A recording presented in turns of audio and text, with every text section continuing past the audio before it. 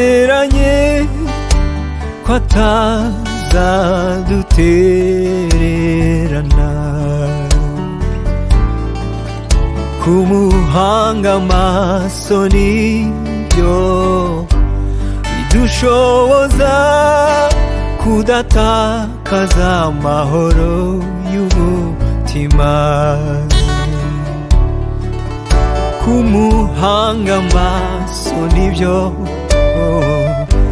bidushoboza kudatakaza amahoro y'umutima. Mu byago bidutera, mu ntambara z'urudaca, Yesu niwe byiringiro by'abagenzi. Yesu buruhukiro, amahoro adatangwa n'isi. Kumwizera oya ntibyicuzwa.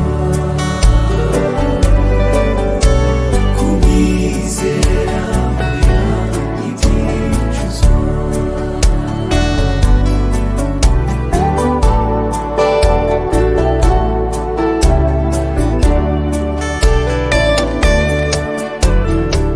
Naho umwijima wawudika mu nzira tubuze aho guca, iyo Yesu abonetse yurura imitima yose ishavuye.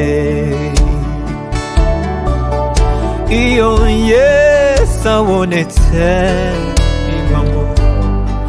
yurura imitima yose ishavuye.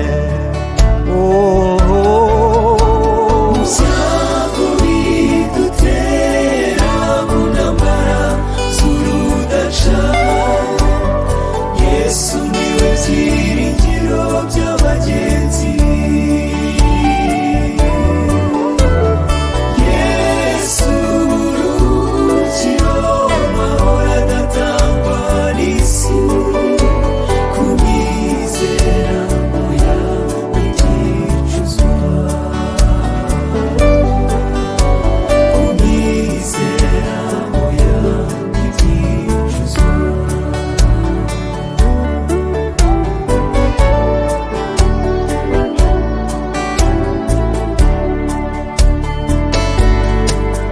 Tuguhanze amaso iteka, twirukiye aho uri Yesu, niho tubonera ituze nyakuri. Wowe umenya intimba zacu, uhaze kwifuza kwacu, Mucunguzi utumara igishyika.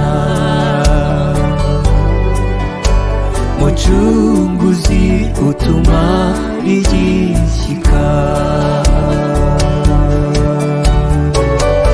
Yesu Kristo, wowe buruhukiro bw'imitima yose ikwifuzaho ituze,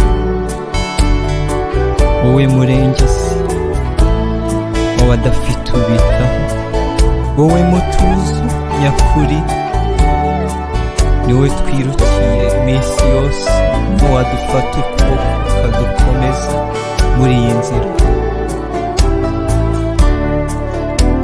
Mu byago bidutera